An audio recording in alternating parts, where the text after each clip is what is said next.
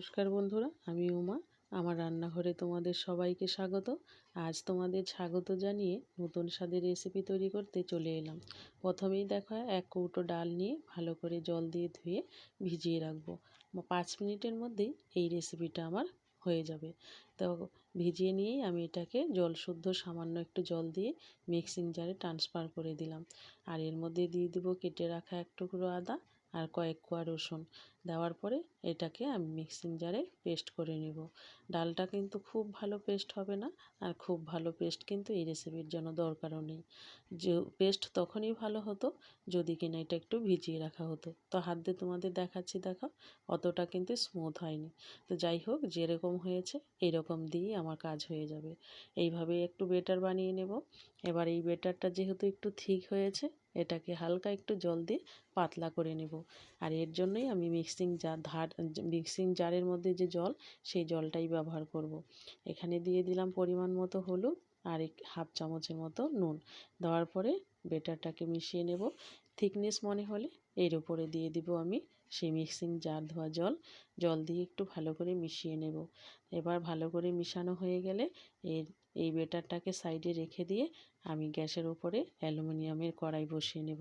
কড়াইটা গরম হয়ে গেলেই 1 হাতা বেটার দিয়ে, এবার যে খুন্তি দিয়ে আমরা রান্না করি সেই খুন্তি দিয়েই আমি 4 সাইড একটু পাতিয়ে দেব।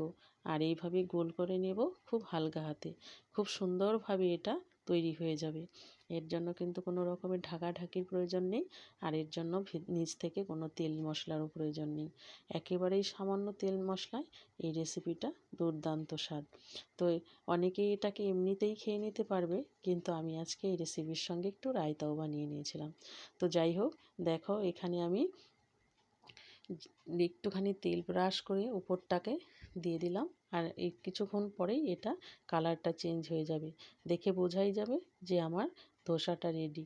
এবার আমি ধোসাটাকে খুন্তি দিয়ে তুলে নামিয়ে নেব। তো আমি যখন ধোসাটা তুলে নেব, তোমরা কড়াইটা দেখেই বুঝতে পারবে কতটা সুন্দর হয়েছে। নিচে একটুও লেগে থাকবে না, আর একেবারেই তেলতেলে কড়াই। তো যাই হোক, দেখে তোমরা বুঝেই গেছো। এভাবে এক এক করে আমি সমস্ত ধোসাগুলোকে বানিয়ে নিচ্ছি, আর একই রকম পদ্ধতিতেই বানাচ্ছি।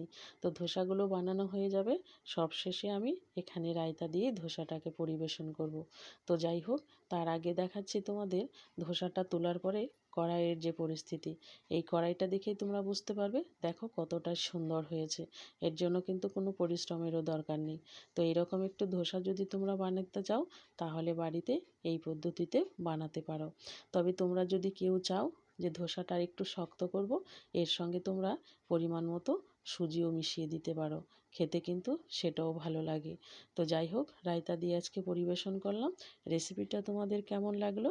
রেসিপিটা যদি তোমাদের ভালো লেগে থাকে, তাহলে কিন্তু কমেন্ট বক্সে জানিও। আর কেউ যদি এই রেসিপিটা বাড়িতে করে খাও, সেটাও আমাকে কমেন্ট বক্সে জানিয়ে দিও। তবে এইরকম ভালো ভালো রেসিপি পেতে আমার চ্যানেলটাকে সাবস্ক্রাইব করে নিও।